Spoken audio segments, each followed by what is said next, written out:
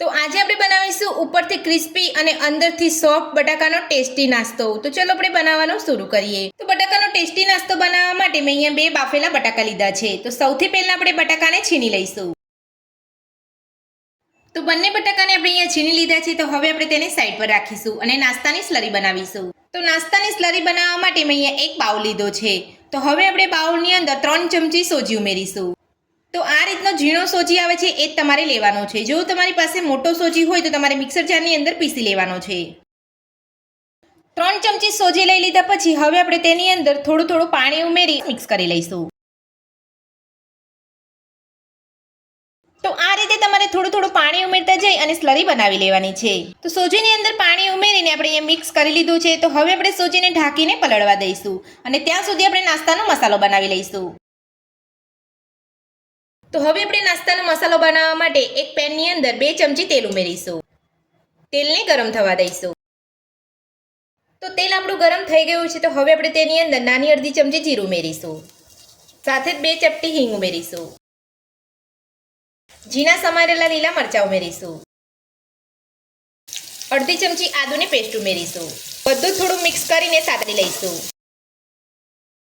તો બધું જ અહીંયા સરસ સતળાઈ ગયું છે. તો હવે આપણે તેની અંદર ઝીણી સમારેલી ડુંગળી ઉમેરીશું.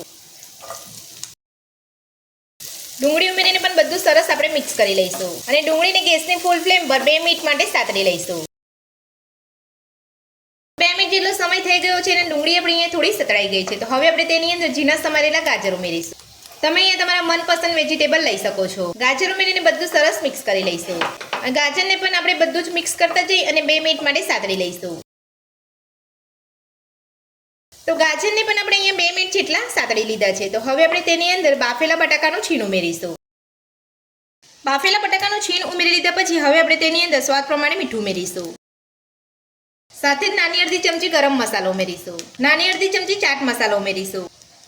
ચાટ મસાલાની જગ્યાએ તમે આમચૂર પાવડર પણ લઈ શકો છો. બધું સરસ મિક્સ કરી લઈશું. તમે અહીંયા તમારા મનપસંદ મસાલા પણ ઉમેરી શકો છો. અને જો તમે અહીંયા સૂકી ડુંગળીની જગ્યાએ પર લીલી ડુંગળી લેવા માંગતા હોય તો તમે તે પણ લઈ શકો છો. તો બધું જ આપણે અહીંયા સરસ મિક્સ કરી લીધું છે અને આપણે નાસ્તાનો મસાલો બનીને તૈયાર છે. તો હવે આપણે તેની અંદર લીલા ધાણા ઉમેરીને બધું સરસ મિક્સ કરી લઈશું અને ગેસની ફ્લેમ બંધ કરી લઈશું. તો ધાણા ઉમેરીને આપણે બધું સરસ મિક્સ કરી લીધું છે. તો હવે આપણે મસાલાને એક ડીશની અંદર લઈ અને ઠંડો થવા દઈશું. તો મસાલો આપણો ઠંડો થાય છે ત્યાં સુધી આપણે નાસ્તાની સ્લરી બનાવવા માટે સોજીને પલાળીને રાખ્યો હતો એને ચેક કરી લઈશું. તો તમે જોઈ શકો છો આપણો સોજી એકદમ સરસ રીતે પલળી ગયો છે. તો હવે આપણે તેની અંદર 2 ચમચી ચોખાનો લોટ ઉમેરીશું. તમારી પાસે ચોખાનો લોટ ના હોય તો તમે અહીંયા ઘઉંનો લોટ પણ લઈ શકો છો. ચોખાનો લોટ ઉમેરીને બધું સરસ મિક્સ કરી લઈશું. ચોખાનો લોટ સોજીની અંદર ઉમેરીને મિક્સ કરી લીધા પછી હવે આપણે તેની અંદર થોડું પાણી ઉમેરી અને તેને થોડું પતલું કરી લઈશું. તો આ રીતે તમારે અહીંયા થોડું પાણી ઉમેરવાનું છે. વધારે પાણી નથી ઉમેરવાનું અને સ્લરી પણ આપણે અહીંયા વધારે પડતી પતલી નથી બનાવવાની. તો થોડું પાણી ઉમેરતા જઈ અને આપણે અહીંયા મીડિયમ થીક સ્લરી બનાવી લીધી છે. તો આ રીતની તમારે અહીંયા બનાવવાની છે. વધારે પડતી પાતળી કે વધારે પડતી તમારે જાડી નથી રાખવાની. તો હવે આપણે સ્લરીની અંદર નાની અડધી ચમચી રેડ ચીલી ફ્લેક્સ ઉમેરીશું. નાની અડધી ચમચી અજમો ઉમેરીશું. નાની 1 ચમચી સફેદ તલ ઉમેરીશું. સાથે જ સ્વાદ પ્રમાણે મીઠું ઉમેરીશું. ઝીણા સમારેલા લીલા ધાણા ઉમેરીશું અને બધું સરસ મિક્સ કરી લઈશું. તો બધું સરસ આપણે અહીંયા મિક્સ કરી લીધું છે અને નાસ્તાની સ્લરી બનીને તૈયાર છે. તો હવે આપણે જે મસાલો ઠંડો કરવા રાખ્યો હતો તેને ચેક કરી લઈશું. તો નાસ્તાનો મસાલો આપણો અહીંયા ઠંડો થઈ ગયો છે. તો હવે આપણે મસાલામાંથી નાસ્તો બનાવી લઈશું. આ રીતે તમારે નાસ્તાનો મસાલો લઈ અને નાસ્તાના મસાલામાંથી તમારે ચોરસ આકાર આપી દેવાનો છે. તમે ચોરસ આકાર ના આપવા માંગતા હોય તો તમે તમારો મનપસંદ આકાર પણ તમે નાસ્તાનો આપી શકો છો. તો આ રીતે તમારે નાસ્તાનો આકાર આપવાનો છે. તો બધા જ મસાલામાંથી આપણે આ રીતનો નાસ્તો બનાવી લઈશું.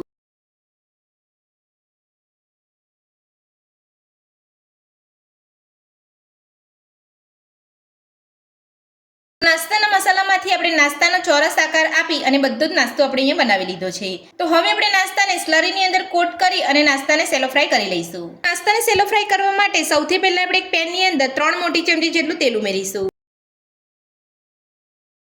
હવે આપણે તેલને ગરમ થવા દઈશું. તો તેલ આપણું ગરમ થઈ ગયું છે, તો હવે આપણે નાસ્તાને સેલો ફ્રાય કરી લઈશું. તો નાસ્તાને સેલો ફ્રાય કરતા પહેલા આપણે અહીંયા નાસ્તાને સ્લરીની અંદર કોટ કરી લઈશું. આ રીતે તમારે નાસ્તાને કોટ કરી લેવાનો છે. હવે આપણે નાસ્તાને પેનની અંદર લઈ લઈશું અને સેલો ફ્રાય કરી લઈશું. એ જ રીતે આપણે બીજો નાસ્તો પણ લઈ લઈશું.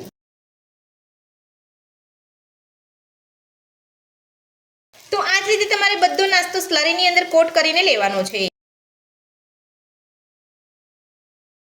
તો નાસ્તાને આપણે અહીંયા પેનની અંદર લઈ લીધો છે. તો હવે આપણે ગેસની મીડિયમ ફ્લેમ પર નાસ્તાને એક બાજુ સેલો ફ્રાય થવા દઈશું.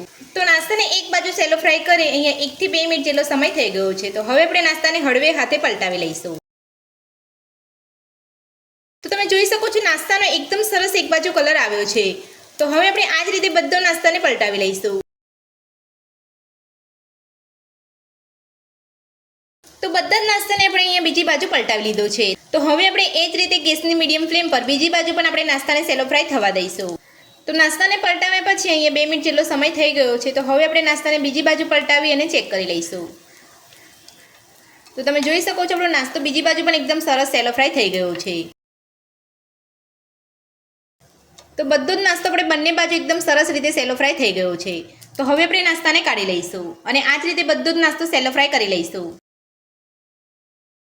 તો બટાકાનો બધો જ ટેસ્ટી નાસ્તો બનીને આપણો તૈયાર છે અને આપણે એક પ્લેટની અંદર સર્વ પણ કરી લીધો છે. અને તમે જોઈ શકો છો આપણો નાસ્તો ઉપરથી એકદમ ક્રિસ્પી અને અંદરથી એકદમ સોફ્ટ બન્યો છે.